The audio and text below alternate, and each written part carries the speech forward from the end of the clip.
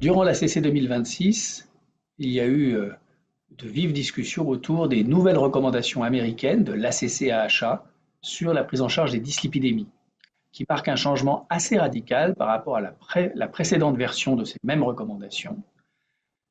Pour faire simple, les grands messages des nouvelles recommandations de l'ACC-AHA sont une prise en charge précoce, régulière et intensive des lipides, et en particulier du LDL cholestérol. Les recommandations mettent l'accent sur l'importance de mieux dépister l'hypercholestérolémie familiale, ce qui implique de screener beaucoup plus tôt, dès l'enfance, les sujets. Et les recommandations disent explicitement que s'il y a des antécédents familiaux de maladies cardiovasculaires prématurées, d'hypercholestérolémie familiale ou d'hypercholestérolémie sévère, il faut screener dès l'enfance, qu'il faudrait prévoir un screening large de la population générale vers l'âge de 9-11 ans pour identifier les hypercholestérolémies familiales qui sont très sous-diagnostiquées aux États-Unis et oseraient ajouter en Europe et notamment en France, mais pas dans tous les pays d'Europe, puisque nos collègues néerlandais font très bien alors que nous faisons très mal et que nous avons beaucoup de progrès à faire. Les recommandations américaines insistent également sur la nécessité de répéter régulièrement les contrôles du LDL cholestérol dès la fin de l'adolescence, à partir de l'âge de 19 ans, avec des contrôles qui sont recommandés tous les 5 ans et une évaluation du risque par le score de risque officiel de la CCHA qui s'appelle le score Prevent ASCVD, qui est un petit calculateur disponible gratuitement sur Internet et qui est assez efficace, même s'il n'a pas été validé sur les populations européennes, et je vous recommande volontiers de le tester en le téléchargeant sur votre smartphone. Et puis la grande nouvelle, c'est que les Américains rejoignent les Européens sur des cibles beaucoup plus intensives de baisse du LDL cholestérol dans l'ensemble de la population.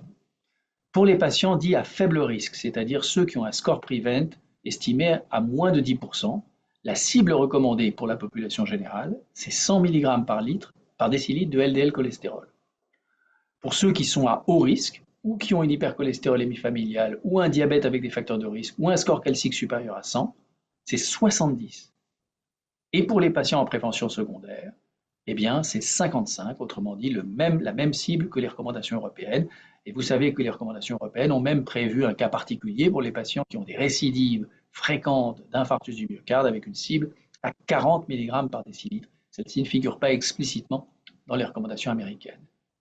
Et puis le dernier point des recommandations américaines, c'est de traiter plus longtemps, car ce qui détermine le risque cardiovasculaire en relation au LDL cholestérol, c'est l'exposition cumulée au LDL cholestérol, y compris chez les sujets âgés. Et donc il n'est pas question de recommander une réduction du traitement avec l'âge, mais plutôt le contrôle régulier du traitement. Et plus le traitement est long, plus les bénéfices cliniques vont augmenter. Puis chez les patients en fin de vie, là, il va falloir réfléchir à alléger le traitement, non plus pour des raisons de risque, mais pour des raisons de confort et de qualité de vie.